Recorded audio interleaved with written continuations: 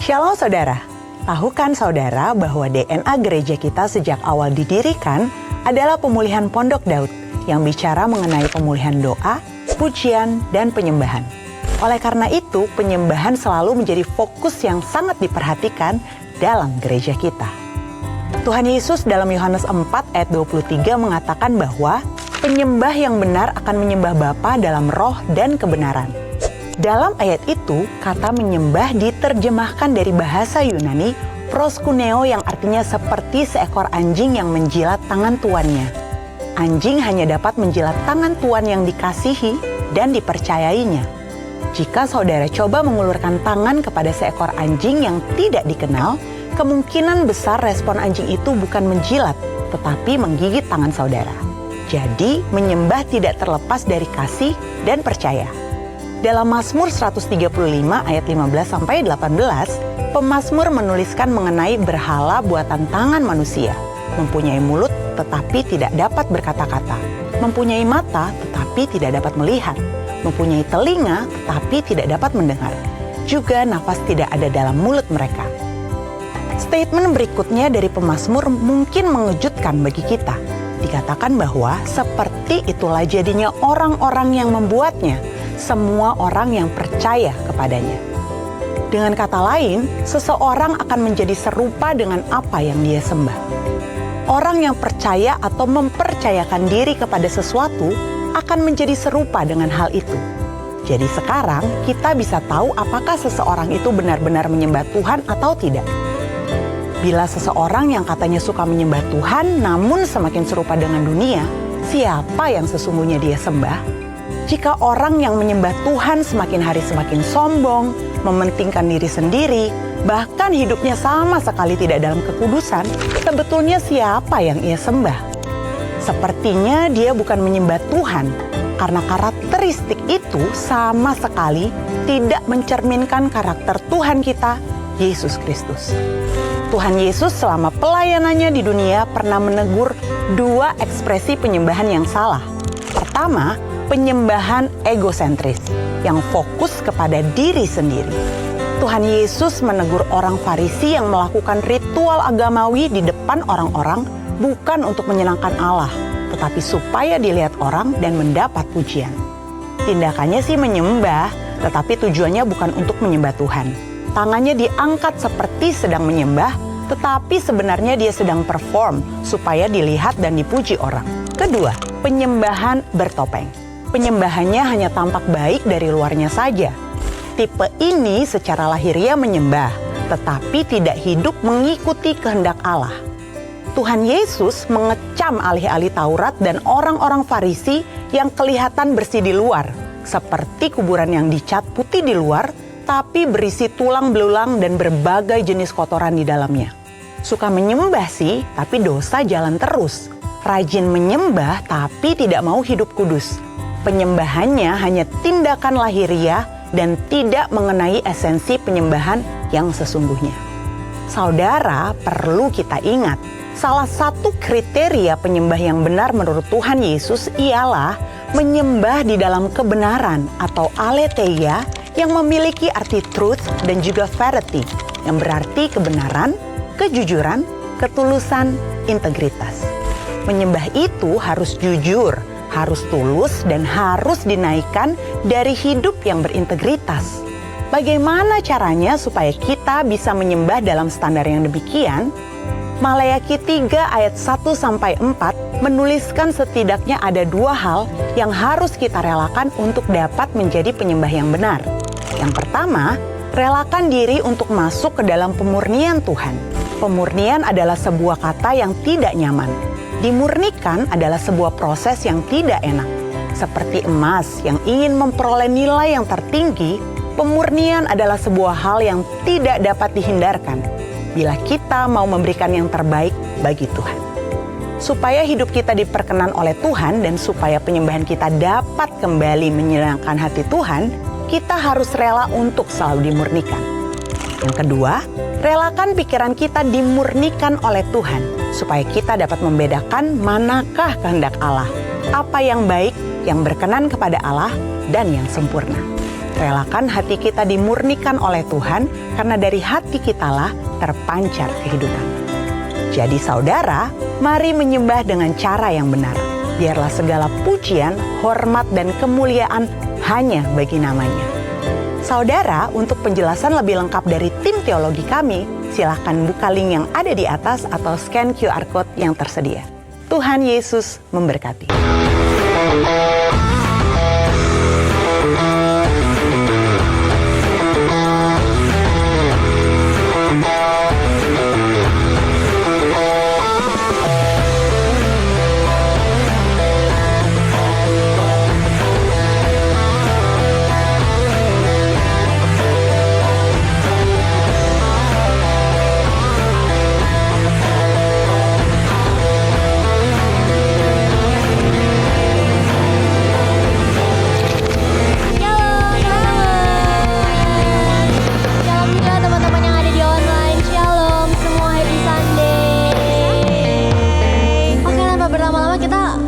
Kita semua buat bangkit berdiri kali ya. Let's go bangkit berdiri. Kita mau shalomin kanan kiri kita mau bilang senang banget ketemu kamu hari ini. Senang banget ketemu kamu hari ini. Senang banget ketemu kalian hari ini. Senang sekali. Luar biasa ya, luar biasa. Oke, siapa di sini yang mengucap syukur dan berterima kasih kalau Tuhan tuh udah menyertai kehidupan kita sepanjang hari-hari kemarin sampai hari ini, so bisa lambaikan tangannya. Dan kita semua juga pastinya benar-benar terus merindukan Tuhan tuh juga untuk menyertai kita di hari-hari ke depan kita, amin gak sih? Amin. Karena ini kan juga kita masih di Januari banget ya. Betul. Jadi biar Tuhan menyertai sepanjang tahun 2026-nya kita, amin. Amin. Oke, sebelum kita ibadah lebih lagi, sebelum kita lanjut, kita mau menyembah Tuhan. Jadi lagu pertama yang akan kita bawakan ini adalah lagu baru teman-teman, lagu penyembahan yang baru. Tapi tenang aja, liriknya gak susah dan message-nya itu tentang kayak kita tuh sangat merindukan hadirat Tuhan. Jadi kayak Tuhan, aku nggak mau ke tempat lain kalau nggak ada hadirat Tuhan ya. Jadi aku benar-benar butuh hadirat Tuhan. Jadi kemana Tuhan suruh aku pergi, aku akan pergi. Saat Tuhan panggil aku akan datang karena aku sebegitu membutuhkannya hadirat Tuhan. Kayak gitu teman-teman. Jadi mari aku mau sama-sama ajak kita semua buat, mari kita nyanyikan lagu ini dengan sungguh-sungguh, dengan segenap hati kita teman-teman, amin. Biar ini menjadi isi hati kita untuk Tuhan, kerinduan kita yang kita sampaikan pada Tuhan. Mari kita masuk ke dalam hadirat lebih lagi teman-teman. Tuhan, terima kasih, kami mengucap syukur untuk kebaikan-Mu. Terima kasih kalau Engkau telah tibakan kami di tempat ini dengan selamat tanpa kekurangan suatu apapun. Terima kasih untuk penyertaan dan kasih-Mu. Tuhan, sebelum kami lebih lagi masuk dalam penyembahan kami, dalam ibadah kami minta ampun ya Tuhan atas setiap dosa pelanggaran setiap kami. Tuhan, biar Engkau yang sucikan, kuduskan kuasa darah-Mu ya Tuhan. Ampuni kami untuk segala hal apapun yang kami lakukan yang menyakiti hati-Mu, baik itu sengaja maupun gak sengaja. Tuhan, biar saat ini kami mau sama-sama fokus sama Engkau ya Tuhan. Kami mau fokus mencari hadirat-Mu ya Tuhan. Tuhan, biar Engkau yang pekakan setiap hati kami, pikiran kami. Biar kami bisa benar-benar merasakan hadirat-Mu ya Tuhan, menjamah setiap kami, memeluk setiap kami ya Tuhan. Mari kita buka hati kita lebih lagi teman-teman.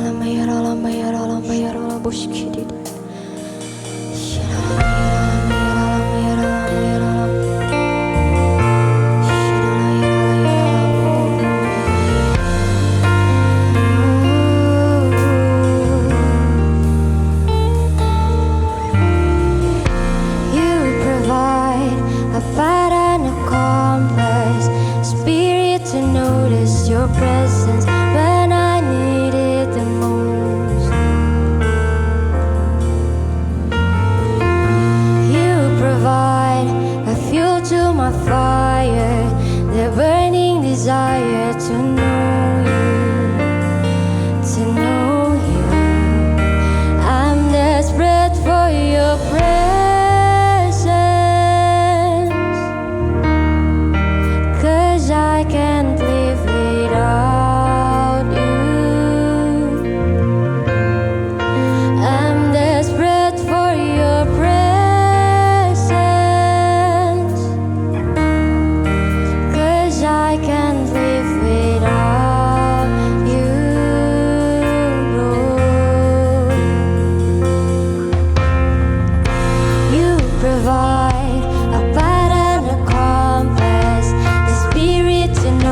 your presence when I need it the most. You provide the fuel to my fire, a burning desire to know you, to know you. I'm desperate for your presence, 'cause I can't live without you. Ya Tuhan, I'm desperate for your presence, 'cause I can't live without you. I'm desperate for your presence, 'cause I can't live without you. I'm desperate for you, Lord. Presence, 'cause I can't live without you, Lord.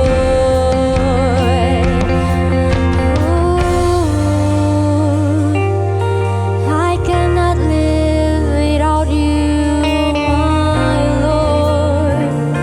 Oh, I wanna be close to you.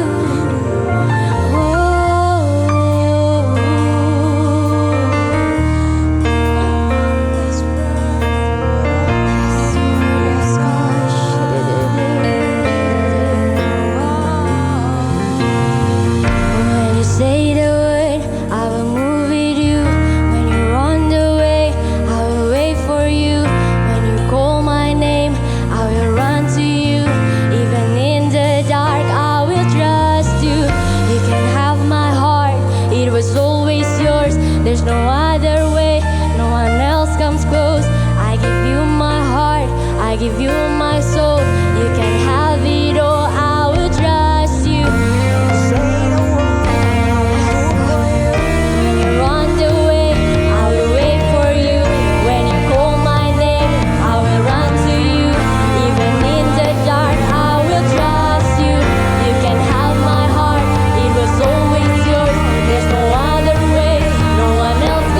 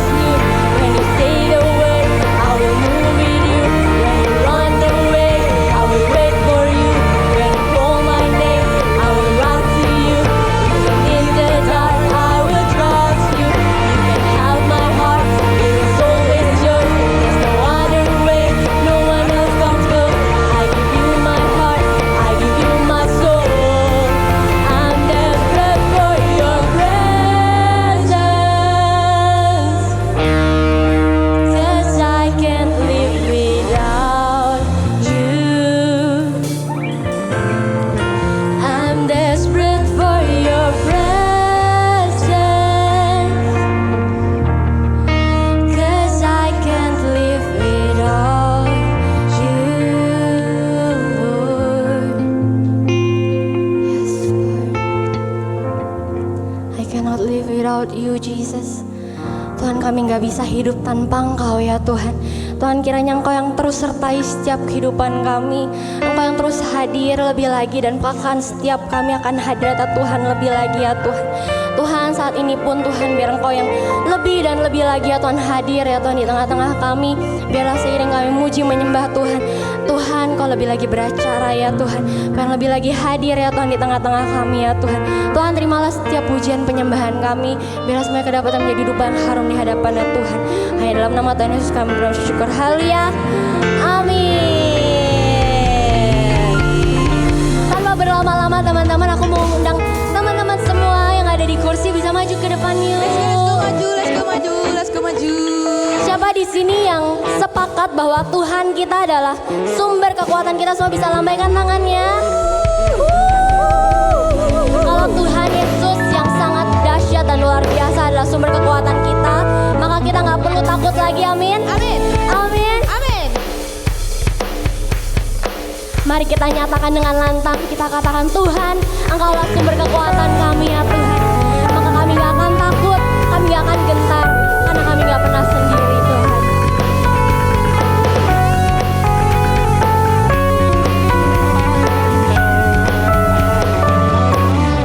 Katakan, meskipun musuh di depanku, rintangan menghadang langkahku, tahu sungguh Engkau bersamaku. Amin Tuhan.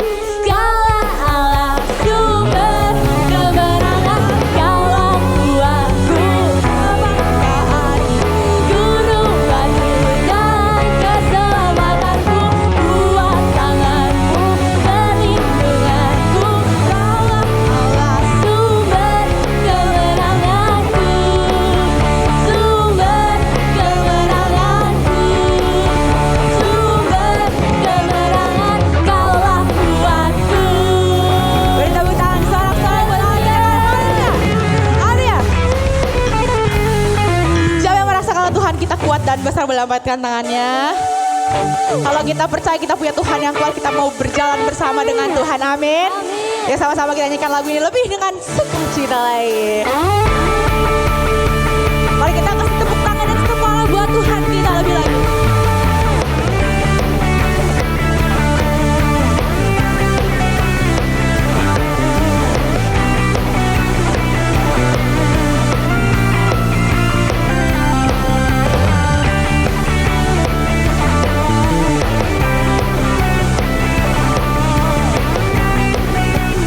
Sama-sama kita nyanyikan lagu ini teman-teman. Tak pernah ku ragu akan kesetiaanmu, kau pegang hidupku. Sepenuh jiwaku ku yakin dan percaya, kau tuntun langkahku. Yesus kaulah Raja dalam hidupku, berkuasa percaya untuk selamanya. Semuanya, hanya Kau Tuhan, sumber kekuatan, kuasa-Mu tercurah bagiku setia. Denganmu Tuhan, ku kan berjalan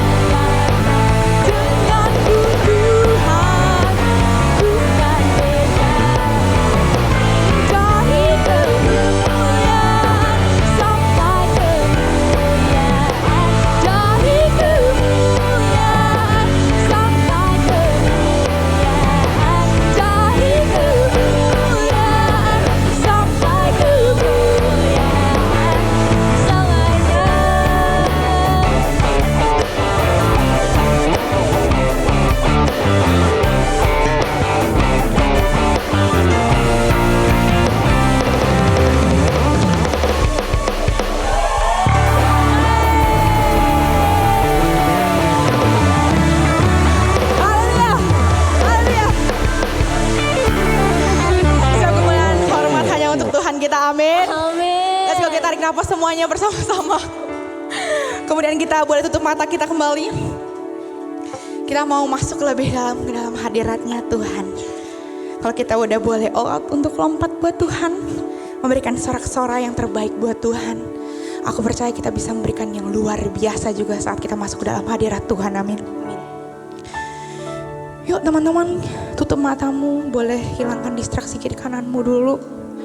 Aku gak tahu, aku gak bisa menebak isi pikiran kalian hari-hari ini kalian sedang melakukan apa, sedang mengalami pergumulan apa, sedang mempersiapkan hal yang besar apa dalam kehidupan kalian. Tapi aku mau bilang bahwa apapun itu, Tuhan mau ketemu sama setiap kita hari ini. Kamu yang mungkin lagi ngerasa capek, kamu yang ngerasa berbeban berat, kamu yang mungkin hari-hari ini gak nemu jalan keluarnya. Sebuah fun fact yang menarik adalah kalian gak perlu bersusah payah untuk itu. Kalian tinggal masuk dan diam di dalam hadirat Tuhan aja. Semua yang kamu butuhkan akan dikasih sama Tuhan. Kamu butuh kelegaan, Tuhan akan kasih. Kamu butuh sukacita yang baru, Tuhan kasih. Kamu butuh kelegaan, Tuhan akan kasih. Kamu butuh jalan keluar, Tuhan akan kasih. Apapun itu teman-teman. So, di sore hari ini yang memiliki waktu sisa dikit banget, boleh gak aku minta fokusnya sebentar untuk kita ketemu sama Tuhan. Karena aku bisa bilang bahwa kalau kalian gak ketemu sama Tuhan di hari Minggu ini, semua akan jadi sia-sia. Semua effort kamu melawan banjir, melawan apapun itu akan sia-sia kalau kamu gak ketemu sama Tuhan hari ini. So, yuk kita datang dan masuk ke dalam hadirat Tuhan lebih lagi.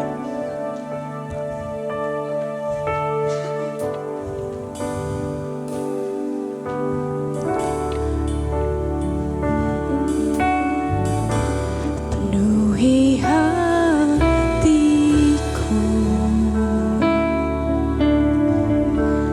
dengan hadir-Mu.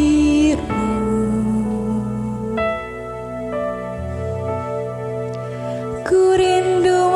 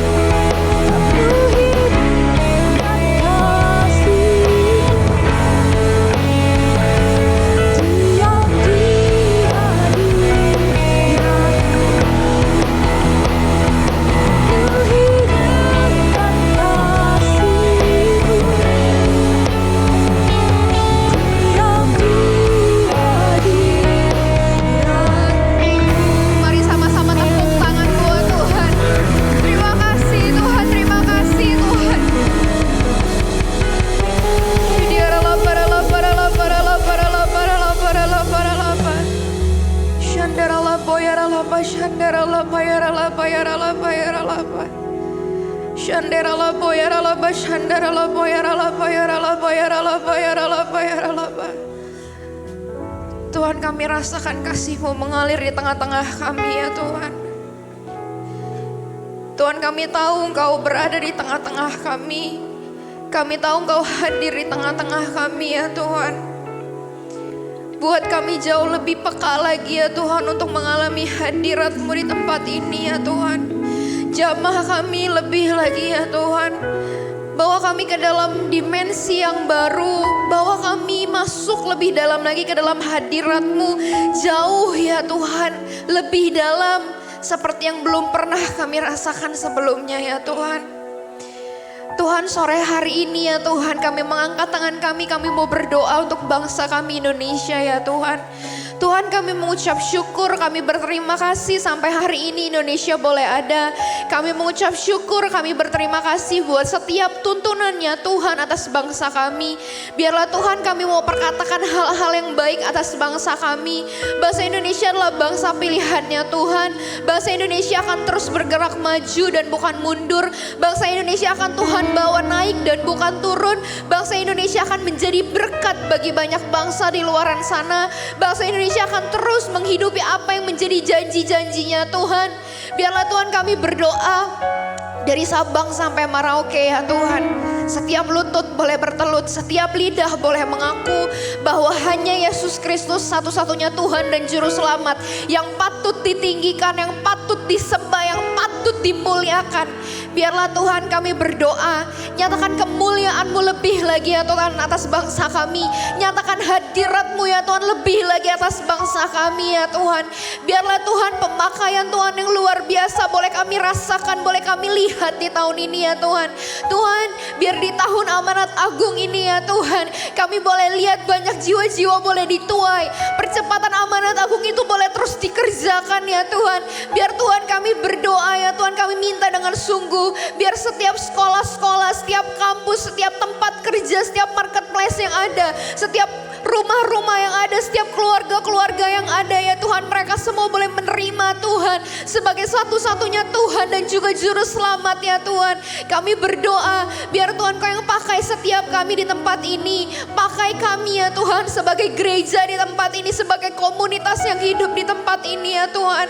Tuhan, kami minta dengan sungguh ya Tuhan, pemakaian Tuhan yang luar biasa boleh terjadi atas setiap kami ya Tuhan. Dimanapun Tuhan tempatkan kami, siapapun kami di tempat ini ya Tuhan. Tuhan, kami tanggalkan setiap intimidasi si jahat. Kami tanggalkan apa yang menjadi latar belakang kami. Karena kami tahu dan kami percaya di dalam Tuhan kami adalah anak-anak muda yang lebih daripada pemenang. Kami adalah pekerja-pekerja penuainya Tuhan. Tuhan, kalau Tuhan bilang ya Tuhan, penuaian itu terjadi hari-hari ini. Kami mau jadi bagian ya Tuhan dari penuaian itu. Kami gak mau cuma sekadar jadi penonton biasa, tapi kami mau benar-benar ya Tuhan jadi bagian itu. Biarlah Tuhan Kau yang terus pakai setiap kami di tempat ini. Perbesar kapasitas setiap kami, perbesar kapasitas komunitas kami ya Tuhan. Tuhan, kami berdoa di tempat ini, kami rendahkan hati kami rendahkan diri kami. Supaya Tuhan Engkau yang dipermuliakan, Kau yang ditinggikan ya Tuhan atas komunitas kami di tempat ini. Kami berdoa biar Tuhan Kau yang terus bertahta, Kau yang terus dimuliakan atas komunitas kami di tempat ini ya Tuhan.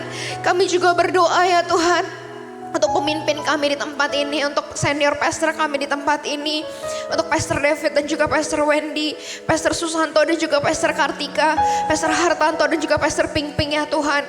Biar Tuhan pemakaian Tuhan yang luar biasa boleh mereka alami ya Tuhan. Biar Tuhan Kau yang terus pakai kehidupan mereka, Kau yang terus angkat mereka naik dan bukan turun jadi kepala dan bukan ekor. Biar Tuhan dari kehidupan mereka banyak orang-orang boleh mengenal Tuhan. Dari kehidupan mereka ya Tuhan, nama Tuhan boleh terus dipermuliakan. Engkau berkati kehidupannya, pekerjaannya, pelayanannya, semuanya. Keluarga besarnya Tuhan berkati berlipat-lipat kali ganda ya Tuhan. Biar Tuhan Kau sediakan berkat yang terbaik. Bukakan tingkap-tingkap langit-Mu untuk hamba-hamba-Mu di tempat ini ya Tuhan. Kami berdoa berikan mereka kesehatan, berikan mereka kekuatan untuk mereka boleh melayani di tempat ini ya Tuhan. Biar Tuhan Kau yang terus pakai kehidupan mereka. Kau yang terus pakai ya Tuhan. Berikan hati-Mu, berikan kepekaan-Mu lebih lagi ya Tuhan atas mereka. Biar setiap keputusan demi keputusan yang ada, hal-hal yang mereka ambil, hal-hal yang mereka lakukan, semuanya boleh berkenan di hadapan-Nya Tuhan. Biar Tuhan, mereka boleh terus jadi teladan atas setiap kami, atas setiap pelayanan-pelayanan kami di tempat ini ya Tuhan. Kami mengucap syukur, kami berterima kasih Tuhan menetapkan mereka atas setiap kami di tempat ini ya Tuhan. Biar Tuhan Kau yang pakai setiap kami yang sekolah, kami yang usaha, kami yang bekerja, kami yang berkuliah, semuanya Tuhan berkati ya Tuhan. Engkau yang pakai kehidupan kami dimanapun ya Tuhan, Tuhan tempatkan kami ya Tuhan. Terima kasih Tuhan, terima kasih.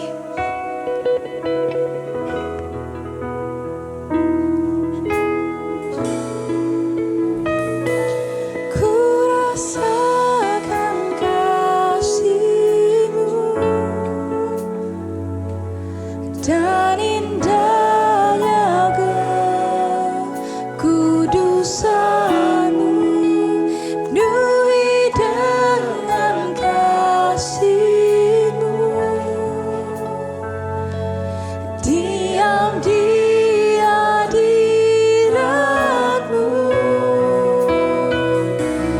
ku mengangkat tanganku dan ku bersyukur menyembah-Mu, penuhi dengan kasih-Mu. Diam di hadirat-Mu. Tuhan, terima kasih untuk hari ini.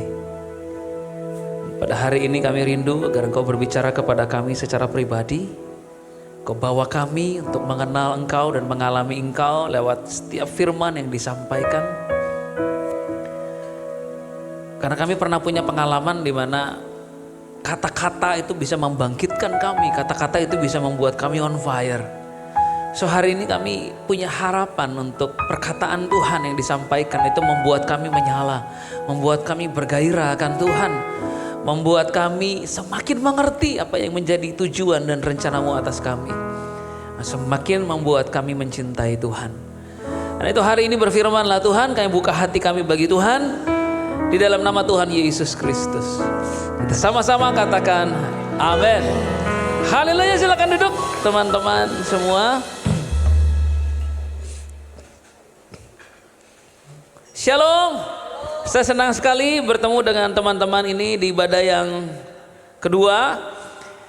Dan tema kita hari ini adalah The Power of God's Word. Saya set timer 34 menit 15 detik. Oke. Nah teman-teman, saya mau ajak kita untuk mulai dengan baca Alkitab dulu ya. Jadi kalau kita langsung baca Alkitab biasanya perhatian kita langsung terfokus karena kita harus baca ayatnya. Nah teman-teman bisa lihat nanti ini mungkin oleh media ditampilkan atau saya akan bacakan juga buat teman-teman. Dalam Ulangan pasal 8 ayat 1 sampai dengan ayatnya yang kelima. Ulangan 8 ayat 1 sampai dengan ayatnya yang kelima. Segenap perintah yang kusampaikan kepadamu pada hari ini, haruslah kamu lakukan dengan setia, supaya kamu hidup dan bertambah banyak, dan kamu memasuki serta menduduki negeri yang dijanjikan Tuhan dengan sumpah kepada nenek moyangmu. Ingatlah kepada seluruh perjalanan yang kau lakukan atas kehendak Tuhan Allahmu di padang gurun selama 40 tahun ini, dengan maksud merendahkan hatimu dan mencobai engkau untuk mengetahui apa yang ada dalam hatimu, yakni apakah engkau berpegang kepada perintahnya atau tidak. Jadi ia merendahkan hatimu, membiarkan engkau lapar dan memberi engkau makan mana yang tidak kau kenal dan yang juga tidak dikenal oleh nenek moyangmu, untuk membuat engkau mengerti bahwa manusia hidup bukan dari roti saja, tetapi manusia hidup dari segala yang diucapkan Tuhan. Pakaianmu tidaklah menjadi buruk di tubuhmu, dan kakimu tidaklah menjadi bengkak selama 40 tahun ini. Maka haruslah engkau insaf bahwa Tuhan Allahmu mengajari engkau seperti seseorang mengajari anaknya. Nah, kitab Ulangan ini ditulis oleh seorang bapak kepada anak-anaknya. Memang bukan anak secara fisik, tapi anak-anak bangsa.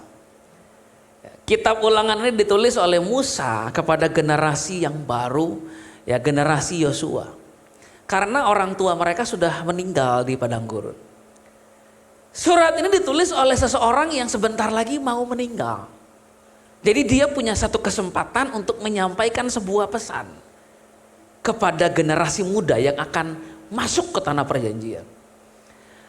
Nah, saya jadi ingat dengan sebuah pertemuan yang diadakan oleh seorang ayah yang sudah mau meninggal. Ya, dia terbaring di tempat tidur kematiannya. Lalu dengan batuk-batuk dia panggil anak-anaknya satu persatu. Dan dia tahu anak-anaknya ini sebenarnya nggak cinta sama dia. Anak-anaknya ini nggak sayang sama dia. Mereka cuma ngejar harta warisan saja. Jadi dia mulai bilang sama anak-anaknya satu persatu, tanah yang 80 hektar dekat Untar itu jangan kamu jual.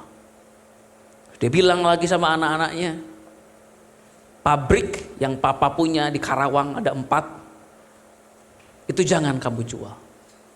Pokoknya dia ngomong semua aset jangan ada yang dijual aja. Sampai anak-anaknya bingung dan anaknya tanya, kenapa pak nggak boleh dijual?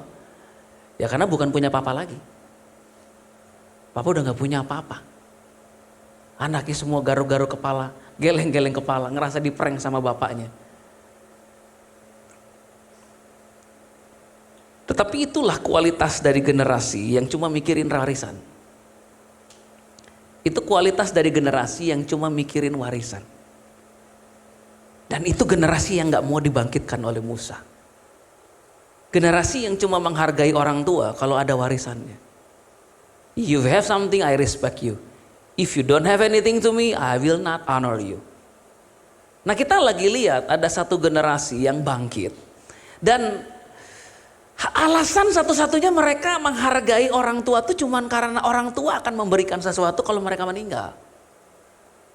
Tapi kalau orang tuanya nggak punya apa-apa, meninggal dalam keadaan mungkin tidak berdaya, tidak lagi punya apa-apa, mereka nggak merasa tidak punya alasan menghargai orang tua ini. Nah, konteks ayat ini adalah begini, orang tua mereka mati dengan tidak meninggalkan apa-apa sama anak-anaknya. Orang tua mereka mati di padang gurun. Jadi gak ada warisan sama sekali. Gak ada yang punya rumah, gak ada yang punya kebun, gak ada yang punya peternakan. Uang mereka berpindah-pindah tinggalnya. Nah, Musa lagi bilang sama generasi baru yang tidak memperoleh warisan apapun dari orang tua, tapi mereka punya warisan dari Tuhan. Kamu harus pergi ke tanah perjanjian, kamu harus taklukkan raksasa di sana. Karena itu janji Tuhan buat kamu. Tuhan tuh lagi bilang sama mereka begini, orang tua kamu meninggal tanpa meninggalkan apa-apa sama kamu. Tetapi bukan berarti hidup kamu menjadi tidak punya tujuan. Kenapa? Karena Tuhan punya tujuan atas kamu. Makanya manusia hidup bukan dari warisan orang tua, tapi dari firman Tuhan. Yang setuju katakan amin. Nah, saya punya cerita yang bikin sampai geleng-geleng kepala saya. Saya ini dihubungi oleh seorang ibu. Shalom Pak Kelly, iya shalom Bu. Pak bisa tolongin saya enggak Pak? Iya ada apa Ibu? Biasanya kan diundang saya khotbah. Ini sharing sama anak saya Pak, anak pertama saya Pak. Lagi berantem sama bapaknya. Oh oke Bu, saya datang ke rumah mereka. Lalu saya ngobrol-ngobrol sama ibu ini sambil nunggu anaknya datang. Anak pertamanya datang mukanya udah kusut. Lalu dia duduk, mamanya bilang, nih Pastor Kelly, brother, kenalan dulu. Kenalan. Terus ibunya langsung bilang, lagi berantem sama bapaknya, marah besar. Kenapa Bu? Nah, ibunya cerita. Jadi Pak, dia ini hampir diputusin pacarnya. Karena udah mau nikah Pak mereka ini. Oh udah mau nikah, iya. Tapi pacarnya mau mutusin dia, Pak. Loh kenapa mau diputusin pacarnya? Kamu cerita, kata mamanya. Jadi dia cerita, jadi gini. Cewek saya ini gak bisa terima kalau saya gak bisa beliin dia rumah. Oh kok bisa begitu? Iya. Memang ceritanya gimana? Dia nunduk lagi, mungkin malu kalau dia cerita. Mamanya cerita, jadi gini Pak, udahlah jujur aja. Jadi dia ini pacaran sama cewek ini Pak. Nah pacaran udah lama, beberapa tahun. Setiap kali dia datang pacaran sama cewek ini, jemput ceweknya ini ke kuliahan, dia bawa mobil, ganti-ganti mobil. Terus ya kelihatannya sih kayak cowok sukses gitu lah Pak. Jadi ceweknya ini percaya aja waktu yuk nikah yuk. Terus dia bilang begini sama ceweknya, nanti kalau kita nikah kita langsung beli rumah. Ceweknya bilang oke. Nah karena udah dijanjiin bakal beli rumah setelah nikah, anak saya datang sama bapaknya. Pak saya mau nikah. Nah papanya kan nanya, nikah sama siapa kamu? Sama si ini. Jadi kamu nikah sama dia? Iya. Terus? Tapi uangnya gak ada. Loh gak ada uangnya mau nikah? Ya papa dong biayain anakmu nikah. Marah bapaknya berantem, wah gak bisa dong, kamu harus punya uang sendiri dong buat menikah. Tapi kayaknya papanya luluh, papanya bilang ya udah papa biayain kamu kalau mau nikah. Tapi Pak, kenapa? Saya nggak cuma janjiin untuk nikah Pak, saya janjiin setelah nikah beli rumah. Wah ngamuk bapaknya dong, enak aja saya disuruh beli rumah buat kamu gitu. Padahal bapaknya ini orang kaya loh saudara, orang kaya ini saya kenal. Tapi bapaknya ngamuk bilang enak aja suruh saya beli rumah buat kamu. Enggak, tapi nanti saya putus aja kata bapaknya. Nah disitulah letak pertengkaran yang besar antara anak bapaknya ini.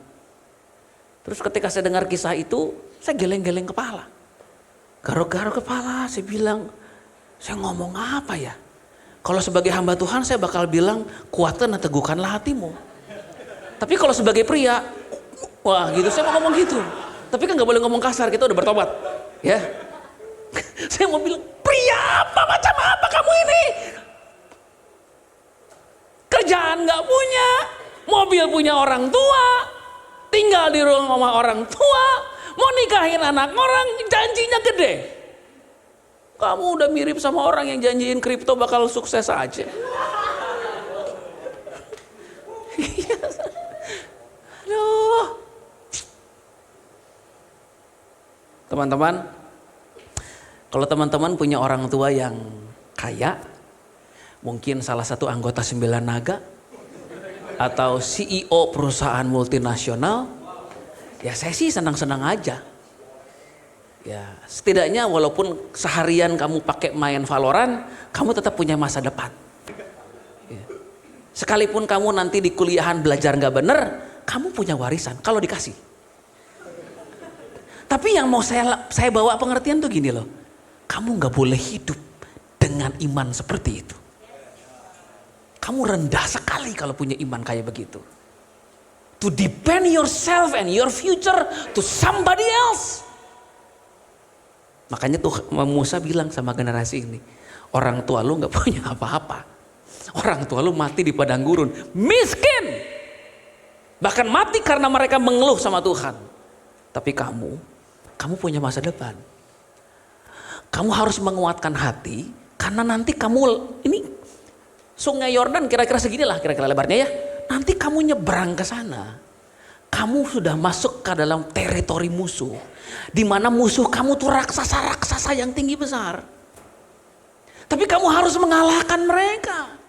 Kenapa? Karena itu adalah warisan kamu yang Tuhan janjikan. Jadi gini loh, memang kita bisa sukses dengan bantuan orang tua. Tapi please, jangan. Sukseslah karena kamu jalan dengan Tuhan. Memang orang tua nanti bantu, orang tua di mana-mana yang baik pasti begitu. Orang tua tuh baik pengen nolong orang, pengen anak iya, tapi jangan kamunya nih jangan punya mentalitas kerdil, punya mentalitas yang ngandelin orang tua tuh nggak boleh. Kita harus jadi generasi seperti ini. Makanya Musa bilang sama mereka, coba kita lihat perkataan Musa kepada mereka di ayatnya yang kedua, di slideshow juga ada.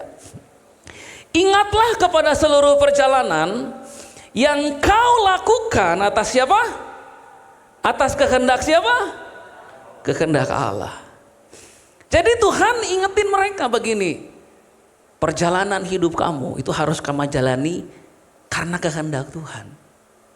Kalau kamu benar-benar pengen sukses mencapai tujuan Tuhan, kamu harus berjalan sesuai kehendak Tuhan. Bukan kehendak papa, bukan kehendak mama, bukan kehendak tetangga, bukan kehendak siapapun. Tapi kehendak Tuhan. Kenapa? Because if you live for your parents' expectation, they succeed, you are not.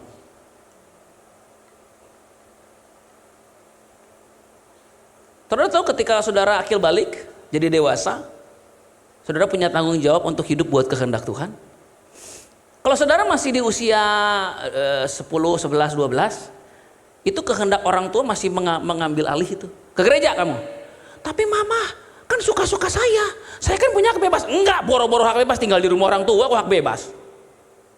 Selama kau masih tinggal di rumah orang tua, you are under their authority. Makanya pria akan meninggalkan rumahnya, meninggalkan orang tuanya, bersatu dengan istrinya. Karena pria kalau tinggal di rumah orang tua kehilangan otoritas. Kecuali orang tuanya sakit ya harus dirawat, beda lagi ya. Karena itu sebenarnya kamu mampu aja. Tapi kalau kamu memang sadar Tuhan punya tujuan, you have to be ready for this journey. Perjalanan ini loh, perjalanan di mana kamu depend kepada Tuhan. Kamu depend kepada penyediaan Tuhan yang sempurna. Memang orang tua kamu bisa beliin rumah, tapi come on. Amin. Amin. Makanya yuk, pertama, manusia hidup bukan dari warisan orang tua, tapi dari setiap firman yang keluar dari mulut Tuhan. Kita harus mulai jalan dengan pengertian itu. Kalau kita punya orang tua yang bisa support kita, bagus. Tapi kalau enggak, kita punya Tuhan. Kita punya Bapa yang bisa membukakan jalan buat kita. Saya punya seorang adik kecil yang sampai sekarang saya tuh bangga banget sama dia. Karena papa saya meninggal ketika saya SMA. Dan saya dengan adik saya yang paling kecil tuh beda hampir 17-18 tahun. Jadi udah kayak anak saya. Tapi ini adik.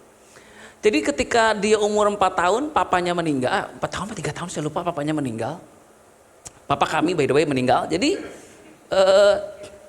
dia gak pernah kenal papa gitu.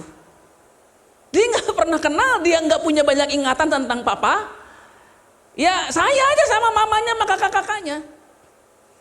Tapi saya lihat bagaimana Tuhan tuntun dia Tuhan bimbing, Tuhan arahkan adik saya ini. Sampai ketika pada akhirnya dia lulus SMA, dia bilang, saya mau kerja apa ya? Saya mau kuliah di mana nanti ya? Dia mulai pikirkan masa depannya, dia mulai bayangkan apa yang mau dia buat. Akhirnya dia ambil NHI di Bali, dia kuliah chef, dia jadi chef. Lalu akhirnya dia kerja di kapal pesiar. Wah kerjanya habis-habisan itu. Kerja keras, lalu pada akhirnya dia keluar dari kapal pesiar, dia kerja di Amerika, di fine dining, di restoran fine dining di sana. Dia punya uang, itu sampai sekarang saya udah umur segini, saya belum pernah punya uang sebanyak dia. Dan setiap kali dia kesini, kita langsung palakin. Gyukaku kan, gyukaku ya, oke. Jadi karena saya anak paling tua, saya harus mengarahkan seluruh adik-adik. Hari ini kita makan-makan di sini. Ya, Sabu Haji, siapa yang bayar? Hans bayar. Kok saya yang bayar? Hans yang bayar. Tapi dia sih mau aja, dia bayarin terus. Tapi saya lihat dari adik saya begini loh. Kita gak bisa buat apa-apa sama dia. Karena saya juga bukan orang kaya. Saya hamba Tuhan full timer. Tapi saya lihat Tuhan buka jalan sama dia. Sedemikian rupa sampai pada akhirnya Tuhan memberkati hidupnya. Umurnya 26 tahun sekarang. Tapi dia punya uang lebih banyak dari kami semua. Dan dia lagi bangun masa depannya. Dia bilang saya harus kuliah S2 lagi. Karena saya mau punya planning yang lebih tinggi di depan. Nah saya ngerenungin dan membandingkan diri saya dengan adik saya. Saya bandingin gini loh. Beda banget ya. Kalau saya tadi cerita di ibadah pertama. Pekerjaan pertama adik saya itu chef. Maksudnya gak langsung chef. Dia tapi jadi sous chef. Ya, demi chef atau ada demigod, saya nggak tahu ngerti kayak gitu ya. Saya pekerjaan pertama saya adalah jualan kain pel keliling komplek. Itu pekerjaan pertama saya keliling komplek jualan kain pel, punya dapat uang makan 20.000 setiap hari. Saya nggak makan, saya kasih ke mama saya. Setiap hari saya nggak makan, saya kasih ke mama saya cuma minum. Itu masa yang sangat susah buat kami, supaya adik-adik saya masih bisa sekolah. So perjuangan saya dan perjuangan adik saya beda, perjuangan saya dengan perjuangan papa saya beda. Papa saya waktu dia pada akhirnya pergi dari Maluku ke Bandung, dia jadi kuli bangunan, kuli apa namanya tuh, ke pelabuhan, angkat-angkat barang lalu akhirnya kuliah. Perjuangan papa saya dengan saya juga beda. Nah, Musa lagi bilang poin kedua itu begini di sini. Jangan pernah samakan medan pertempuran kamu dengan papa mama kamu. Karena beda. Terus Musa bilang begini, papa mama kamu gak pernah ketemu raksasa. Ketemu kuntilanak aja lari mereka. Papa mama kamu punya peperangan dengan apa? Dengan padang gurun. Dan kalau kamu mau tahu, padang gurun itu lebih menakutkan dari raksasa yang akan kamu hadapi. Saya mau tanya deh, di sini saya mau tanya, kalau disuruh milih, pilih mana? Pilih stres oleh karena kerjaan, pilih stres karena nggak punya kerjaan, pilih mana? Karena sama-sama stres itu. Ya kan? Nggak ada yang nggak stres, nggak ada. Kalau kamu di dunia ini nggak mau kerja, pengen dipelihara oleh negara, kamu masuk undang-undang itu. Fakir miskin dan anak terlantar dipelihara negara. Cuma itu satu-satunya dipelihara negara. Jadi kalau memang cita-citanya pengen dipelihara negara, ya masuk undang-undang. Tahun nomor 34 tapi saya nggak pakai orang tahu. Ya, tapi kalau enggak, berarti kita punya peperangan. Tapi peperangan mereka dengan orang tua beda. Orang tua mereka tuh peperangannya dengan padang gurun dan itu mengerikan. Kenapa? Karena kalau mereka mau makan, mereka berdoa dulu, Tuhan nggak ada makanan. Dikirim mana? Tuhan nggak ada minuman. Tuh pukul batu keluar air. Teman-teman, peperangan orang tua mereka bukan dengan raksasa, tapi dengan padang gurun kehidupan. Tapi Tuhan lagi bilang sama mereka begini, memang peperangan kamu lagi dengan raksasa, tapi kamu diizinkan mengecap padang gurun itu walau nggak selama orang tua. Orang tua kamu 40 tahun mengecap padang gurun itu. Kamu nggak selama mereka, tapi kamu harus tahu peperangan padang gurun itu bagaimana. Jadi saya punya bayangan, gambaran bahwa papa saya waktu seumur saya itu udah bangun rumah 3 tingkat. Saya setengah tingkat aja nyaris. Peperangannya berbeda, dunianya udah berbeda, zamannya udah berbeda, harga rumah udah berbeda, inflasi sudah berbeda. It's totally different world. Tapi kalau kita baca di mana-mana, kita selalu dibandingkan dengan generasi sebelum. Papa lo aja bisa gitu, masa lo kagak bisa? Papa lo aja bisa, lo nggak bisa. Malu dong. Padahal beda generasi. Padahal beda tantangan, beda zaman. Dan ada banyak hal yang membuat kita mungkin gak akan pernah lagi bisa berjalan dan berperang seperti mereka. Tapi setiap kita harus berjalan dalam kehendak Tuhan. Itu maksud saya. Papa saya memang bisa bangun rumah 3 tingkat. Tapi dia meninggal di usia muda. Kita jual rumah yang dibangun itu.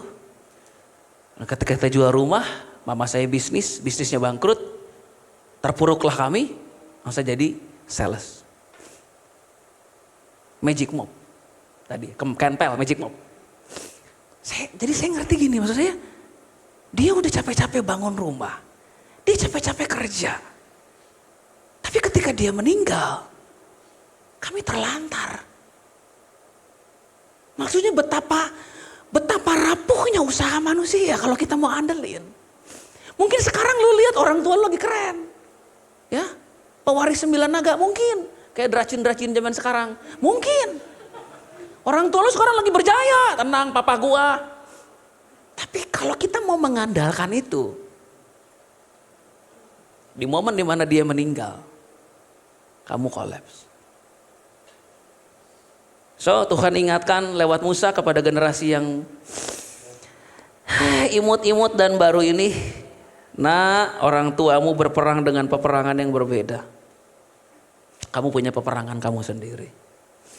Dan kamu harus pastikan kamu gak pernah boleh bandingkan perjuanganmu dengan perjuangan orang tua.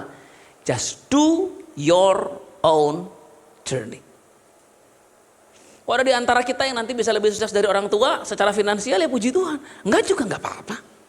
Enggak ada pernah ada tuntutan untuk itu. Tapi ini yang penting, kalau kita bisa mewariskan iman, itu warisan terbesar. Saya ingat sekali waktu ada satu anak pendeta, dia bilang begini, Papa nggak pernah janjiin apa-apa sama saya, dia bilang. Tapi Papa selalu bilang begini, every time I speak the word to you, I prophesy into your life. Papa selalu bilang, setiap kali Papa memperkatakan sesuatu sama kamu, itu nubuatan Papa buat kamu. So dia bilang, the words of my father is the prophecy into my life. Jadi perkataan Papa saya adalah nubuatan buat saya. Saya pikir ini anak muda keren banget ngomongnya begitu. Tapi saya pikir itu yang harus kita imani sekarang.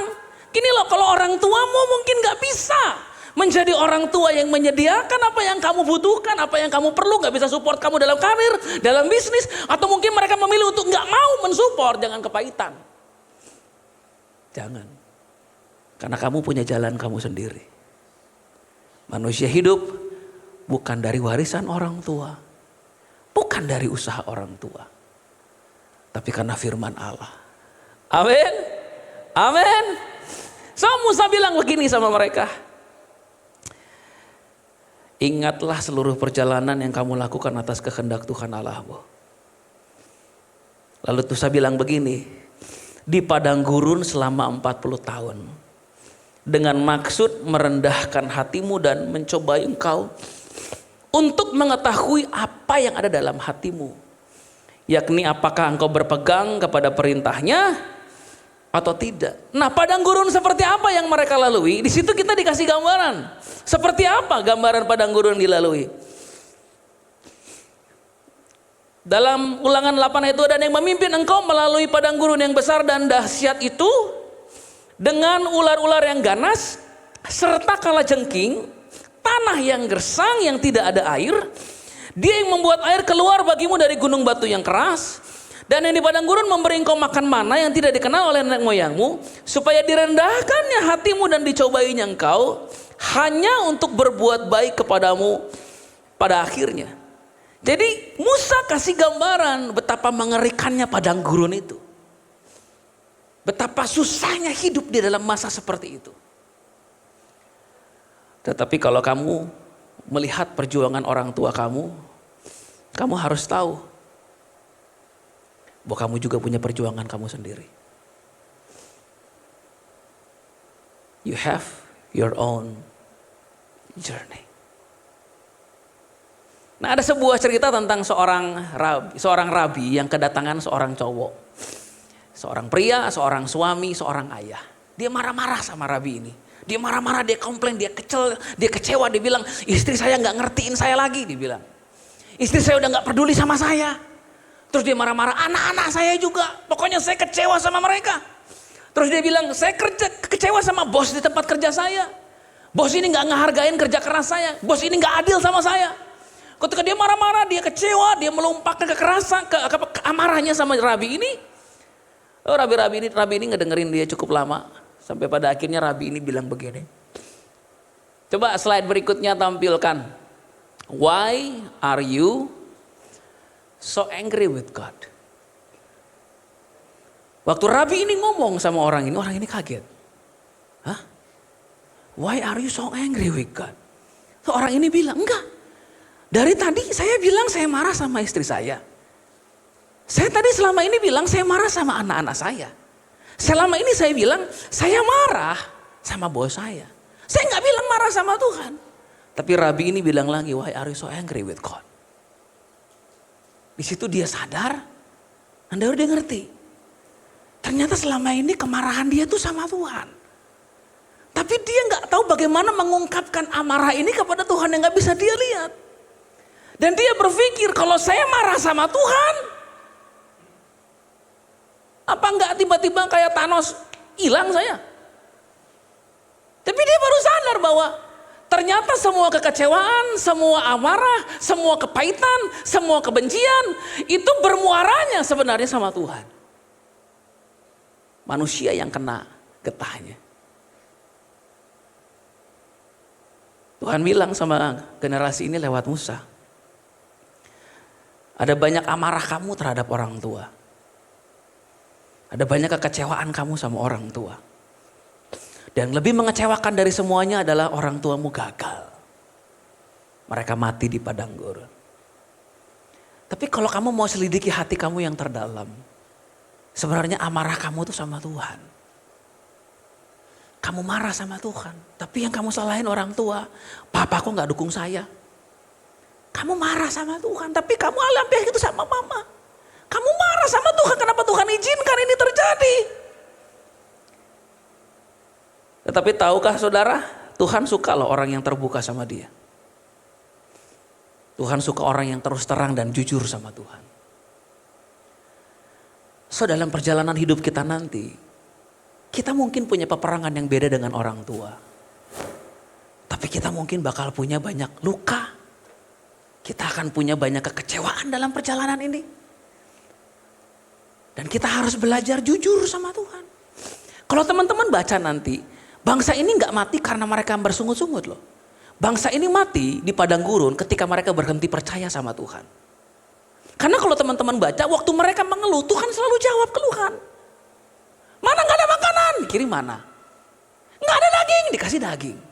Gak ada air? Dikasih air. Tuhan tahu hidup di padang gurun itu susah. Jadi Tuhan kita tuh bukan Tuhan yang begini, udah diam lah bawel lo. Padang gurun aja lu cengeng. Emang susah, itu kan tadi baru dikasih gambaran. Ada kelajengking di mana-mana, susah dapat air. Memang manusia normal pasti marah. Pasti itu. Nggak ada manusia yang lewatin padang gurun. Weh, bersamamu Bapa. Nggak, marah semua juga. Jadi Tuhan nggak pernah ada masalah dengan amarah bangsa ini. Tuhan bermasalah ketika mereka nggak percaya lagi sama Tuhan. Di situ mereka mati. Ketika mereka nggak believe in the grace of God anymore, they die. Tapi to be angry with God is natural and itu manusiawi. Kita marah sama Tuhan itu boleh. Mau marah sama siapa lagi? Masa sama satpam komplek? Kan gak mungkin. So hari ini kalau kita pernah punya perjalanan marah sama Tuhan, kamu harus ungkapin. Harus. Karena itulah relasi yang baik dengan Tuhan. Relasi yang baik adalah ketika kita mau open dan terbuka. Ketika kita mengeluh, kita mungkin bersungut-sungut, tapi dalam hati kita bilang begini, Lord, I know that you love me. Tapi aku gak ngerti dengan apa yang sedang aku alami sekarang. Karena kita coba baca apa tadi yang Musa ungkapkan kepada mereka. Saya baca ini ya.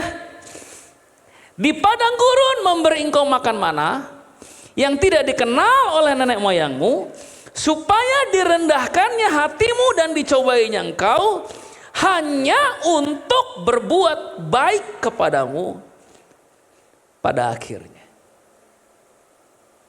So, saya percaya kok setiap kita di tempat ini tahu Tuhan itu baik. Cuma kadang kita masih belum bisa ngerti aja kenapa dia mengizinkan sesuatu terjadi. Di situ aja sebenarnya kita ini. Logika kita ini belum bisa nyetel dengan kehendak Tuhan. Kita tuh masih susah paham. Nah, saya punya seorang istri yang pernah marah sama Tuhan karena dia anak gembala. Istri saya anak gembala. Anak gembala dan dia pernah marah kecewa sama Tuhan ketika pertunangannya gagal. Istri saya pernah bertunangan dengan seorang pengusaha. Dan itu sudah nyebar kemana-mana beritanya anak gembala kalau nikah tuh rame. Ya Bu ya, anak ibu juga nanti sama Bu. Ketua rayon tahu. Gembala pembina tahu. Kayak istri saya, udah nyebar kemana-mana beritanya. Tiba-tiba istri saya mendapati calon suaminya ini, ya begitu deh ya. Dan istri saya orangnya saklek. Waktu dia tahu itu, dia langsung bilang kita putus aja. Saklek emang orangnya. Saya punya pengalaman, makanya kelihatan dari wajah saya kan. Benar kan? Kelihatan gak? Saklek gitu. Jadi dia langsung putusin itu tunangannya. Tunangannya minta maaf sama dia bilang enggak. Sampai tunangannya datang ke mamanya. Tante tolong tante. Ini Esther mau putusin saya. Mamanya datang sama istri saya. Kamu jangan gitu Esther. Coba pikirin lagi. Nanti ini papa mama malu. Istri saya bilang gak peduli. Tutup. Sudah tutup sudah lembaran kisah ini. Udah, batal itu nikahnya. Batal padahal ntar lagi nikah itu. Tapi setelah itu walaupun dia kelihatan kuat di depan, dia hancur di dalam. Dia nangis, dia kecewa, dia mau ninggalin Tuhan. Nah, puji Tuhannya adalah, saya nggak tahu ini jalan Tuhan apa-apa, saya ngadain KKR di Bandung. Saya ngadain KKR, judulnya Dugem. Makanya rame itu, gereja di Bandung semua rame. Karena ada KKR namanya Dugem. Wah, marah itu gereja-gereja. Kenapa nama KKR Dugem? Kenapa nama KKR Dugem? Begitu ya, berhubung saya orangnya agak kontroversial. Dugem itu adalah Dunamos Generation Movement. Ya.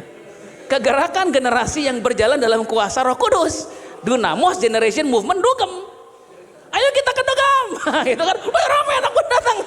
Salah satunya istri saya. Saya masih ada videonya tuh, lucu banget. Saya ketawain dia kalau lagi videoin. Karena waktu dia didoa, karena saya undang pembicara dari luar, saya nggak khotbah. Waktu dia didoain sama pembicara ini, saya catchernya dong. Saya catchernya di belakang gini. Berhubung kita tim sedikit, jadi ya udah cowok jadi catcher cewek aja, nggak ada lagi orang. Tapi waktu itu kan saya nggak kenal siapa dia. Sejak selesai KKR itulah kita bikin komunitas. Istri saya ikut komunitas karena dia pengen dipulihkan. Berjalanlah komunitas setahun. Di situ saya kenal dia.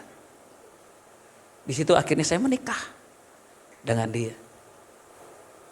So ternyata sekalipun istri saya tidak menangkap rencana Tuhan atas dia saat itu apa. Tapi Tuhan itu adalah the great director of all time. Dia rancang sedemikian luar biasa. Siapa yang nyangka suaminya yang akan dia nikahin adalah orang yang bikin KKR. Dan lewat KKR itu dia pulih. Gak ada yang nyangka. By the way, kalau untuk dalam kasus saya juga ngalamin sendiri. Betapa bingungnya saya dengan jalan Tuhan. Tapi dalam hati ada satu hal yang gak pernah bisa digoyahkan oleh siapapun. Tuhan gak pernah punya maksud jahat. Amin. So apapun yang sedang kita lewati sekarang, kita harus pegang ayat ini yang pada akhirnya akan berbuat baik kepada kamu. Kita akan punya perjalanan kita masing-masing. Kita punya peperangan kita masing-masing. Dan kita harus belajar berpegang kepada firman. Janji Tuhan itu. Jangan ngandelin orang tua. Jangan ngandelin saham orang tua. Jangan ngandelin deposito orang tua. Jangan ngandelin kalau ada puji Tuhan. Tapi berharaplah pada Tuhan. Saya tutup dengan sebuah cerita. Waktu saya SMA. SMP. Papa saya bilang begini, karena papa saya ini dia guru SMA. Tapi dia punya kenalan dengan sekolah-sekolah di SMA di Bandung. Jadi papa saya nanya, Oce, kamu nih SMP nih, mau masuk SMA mana kamu? Hah, masuk SMA mana? Iya, karena dulu tuh SMA negeri tuh begitu ketat persaingannya. Jadi dulu kalau kita bisa masuk SMA negeri top, wih bangga kita. Jadi papa saya nanya, nah di Bandung tuh SMA paling keren tuh SMA 3, lalu SMA 5. Papa saya bilang, mau masuk 3 apa 5? Tapi waktu itu karena saya udah sedikit-sedikit kenal Tuhan, saya bilang begini, I don't need your help. Saya bakal berjuang masuk ke SMA sesuai dengan perjuangan saya. Akhirnya, karena perjuangan saya nggak masuk 3, nggak masuk 5, saudara ya. Nggak masuk dua-duanya, jadi bukan happy ending, emang bukan happy ending. Nggak happy ending, nggak masuk 3, nggak masuk 5. Emang otak saya nggak nyampe situ. Saya masuk SMA Negeri 22 Bandung. Tapi disitulah saya pertama kalinya jadi worship leader. Pertama kalinya saya khotbah di depan anak muda di situ. Disitulah pertama kalinya saya benar-benar mengalami perjumpaan yang supernatural dengan Tuhan. So saya sempat bilang apa bedanya Pi gak masuk 3 gak masuk 5. Nah ada dibilangin kan. Masuknya cuma 2. Iya dibilangin. Tapi tetap papa bisa masukin kamu ke 3. Masih mau masuk ke 3 gak? Enggak. 2 aja. Gak apa-apa. Saya pikir jalan hidup saya gak ditur. Tapi enggak loh. Di situ, saya bersyukur ada di situ. SMA itu yang buat saya jadi seperti sekarang. Di SMA itu saya ambil keputusan untuk saya mau pelayanan full time. Di SMA itu saya berdoa bersama teman-teman untuk kebangunan rohani di Bandung. Kalau saya nggak masuk situ, saya masuk 3. Mungkin saya nggak jadi seperti sekarang. Saya mungkin jadi orang yang sangat pintar, sangat logis. Nggak peduli Tuhan sama sekali. Tapi karena saya di situ, saya ketemu Tuhan. So, setiap kita punya perjalanan kita yang berbeda. Dan pertama, jangan pernah bandingkan perjalananmu dengan orang tua. Nggak boleh. You have your own battle, your own warfare, and your own journey, and your own giant. Jangan pernah bandingin pasangan hidupmu dengan orang tua kamu. Aku nikah dengan kamu karena kamu seperti mama, nggak boleh. Ya, aku pengen kamu jadi papa buat aku, nggak boleh. Itu bukan papa kamu, itu pacar kamu.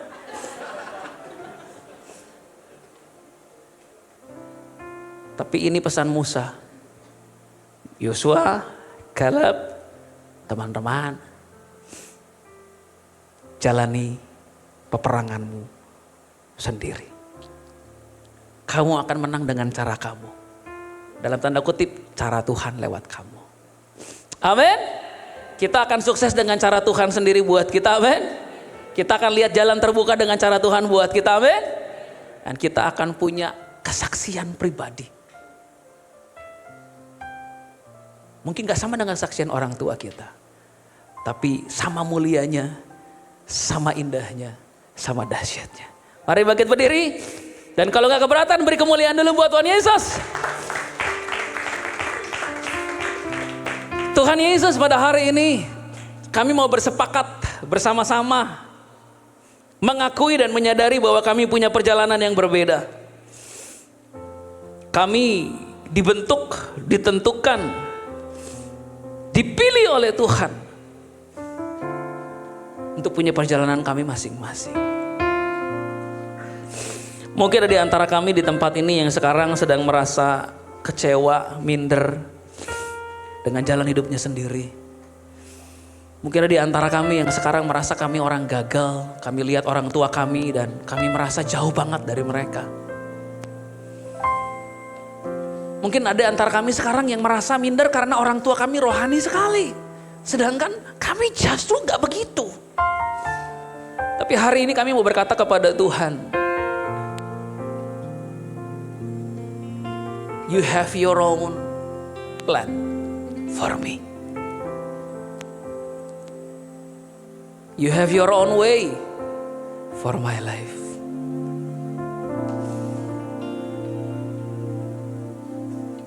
And I want to follow you. Tuhan, terima kasih untuk orang tua yang diberkati, untuk orang tua dengan keuangan yang baik, untuk orang tua yang sudah menyediakan mungkin rumah buat kami. Tapi ini yang mau kami katakan sama Tuhan. Kami mau bergantung kepada Tuhan sepenuhnya. Kami mau bergantung kepada kuasa dari firman-Mu atas setiap kami masing-masing. Karena itu yuk datang sama Tuhan hari ini. You say I am love when I can't feel a thing. You say I am strong when I think I am weak. You say I am held when I am full of short, when I don't belong. Oh, you say I am yours. You say I am loved when I can't feel a thing. You say I am strong when I think I am weak. You say I am held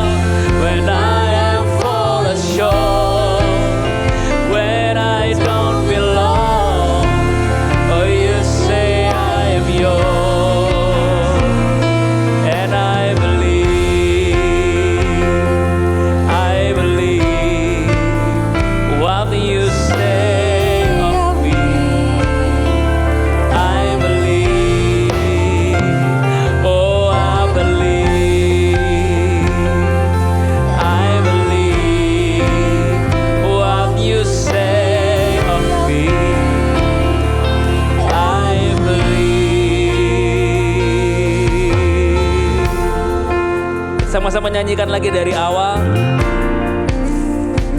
Kita sama-sama merenungkan perkataan lagu ini.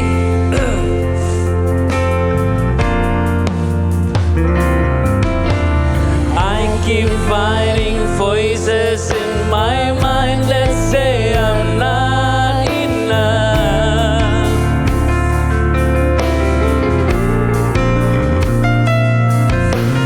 Every single lie that tells me I will never measure up.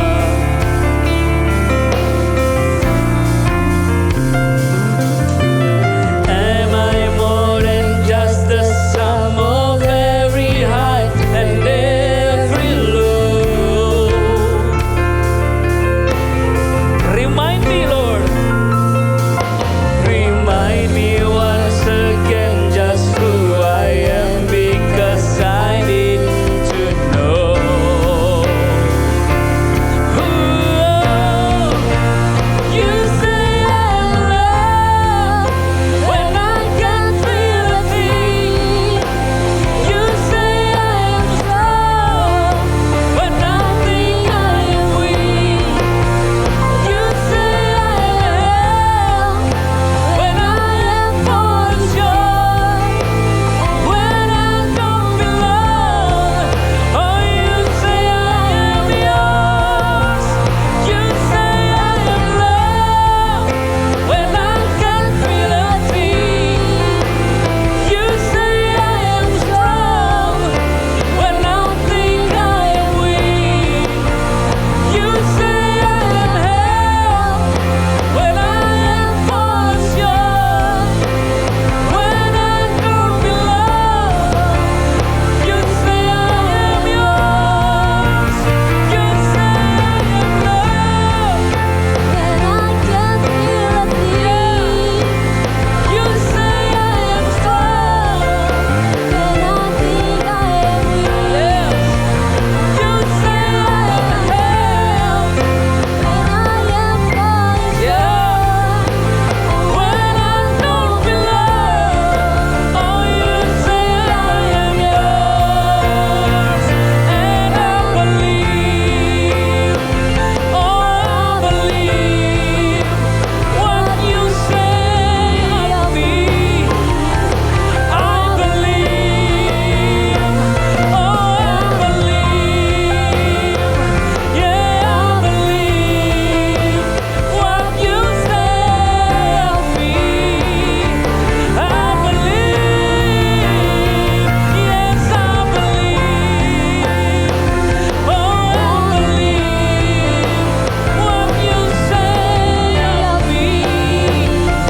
I believe. Oh, I believe. Yeah, I believe what you say of me. I believe. Tuhan, kami mau belajar percaya. Kami mau belajar berserah. Kami mau belajar menerima perjalanan ini adalah perjalanan sesuai kehendak Tuhan. Walaupun harus lewat lembah kelam, padang gurun, badai yang begitu besar, begitu banyak ketidakpastian, kebingungan, begitu banyak goncangan dan masa transisi, begitu banyak perpindahan dan perubahan yang mungkin tiba-tiba. Kami mau tetap percaya bahwa kami ada dalam bagian dari rencana Tuhan. And we want to learn to live by what you say, not what our parents say about us, not what about the world say about us, but what you say. You say. You say I am loved when I can't feel a thing. You say I am strong when I think I am weak. And you say I am held when I am falling.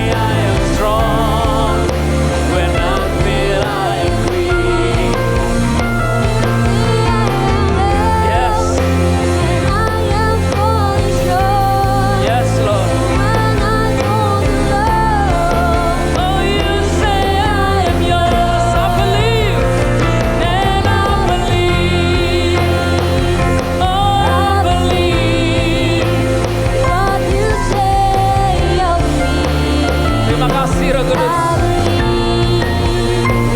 Oh, I believe.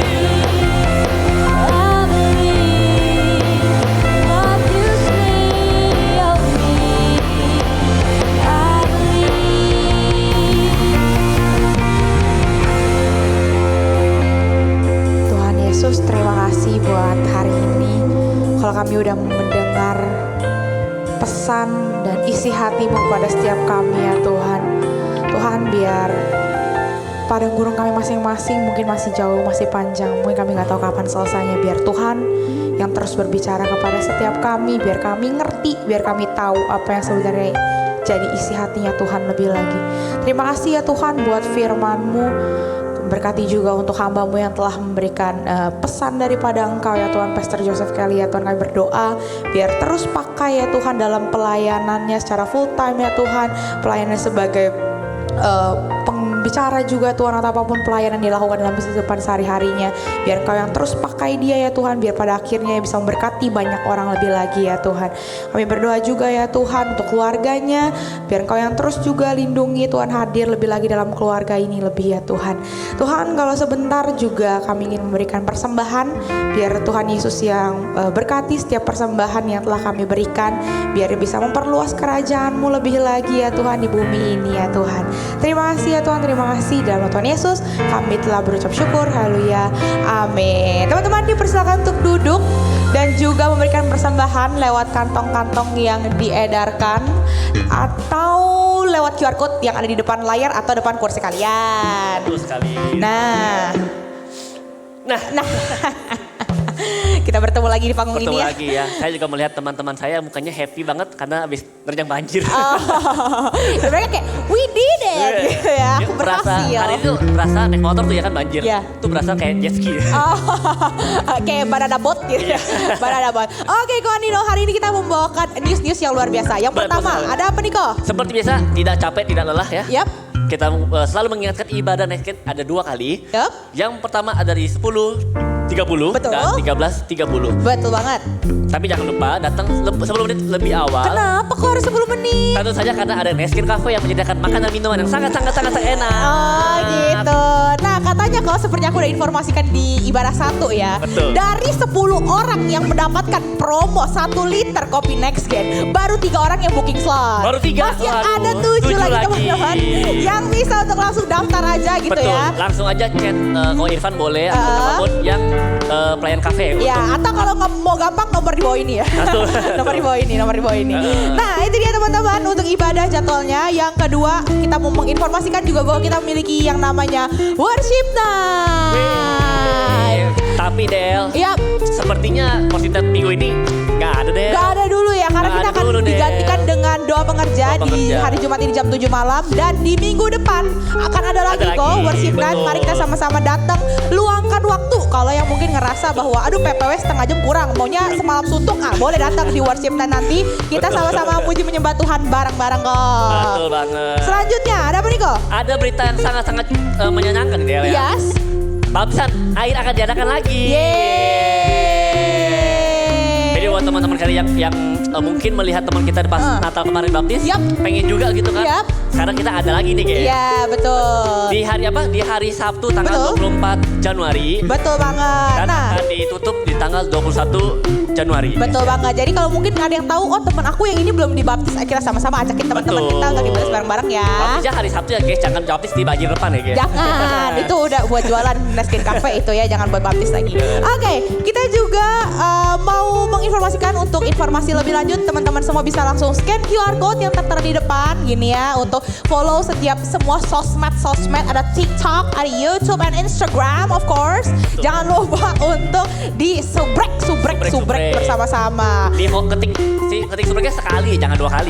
Kalau kedua kali kan unsubrek. Oke. Kalau gitu teman-teman semua, aku mau undang kita semua bangkit Bangkit berdiri. berdiri. Kita mau apresiasi teman-teman yang kita pelayan hari ini. Thank Terima you. kasih. Terima kasih juga untuk Pastor Joseph Kelly yang sudah memberikan firman Tuhan hari ini. Terima kasih. Kenapa? Pelayanan kan? Oh iya Terima benar, kasih. saya juga yang pelayanan tadi ya. Oke, kalau begitu langsung aja kita menerima doa berkat. Sama-sama kita angkat kedua tangan kita di hadapan Tuhan dengan iman percaya bahwa Tuhan, Dia Bapa yang memberkatimu. Sidang jemaat yang dikasih oleh Tuhan, pulanglah dengan bawa berkat anugerah dari Allah Bapa di surga. Cinta kasih sayang yang sempurna yang dicurahkan atas hidupmu, dan berkat penyertaan, pemeliharaan, penyediaan, pertolongan di dalam persekutuan pribadi dengan Roh Kudus dicurahkan, dinyatakan atas hidupmu apapun musim hidupmu. Kiranya engkau dijadikan pribadi yang diberkati Tuhan dan menjadi berkat bagi banyak orang yang telah menerima berkat yang daripada Tuhan dengan iman percaya bersama berkata amin. God bless you. Happy Sunday.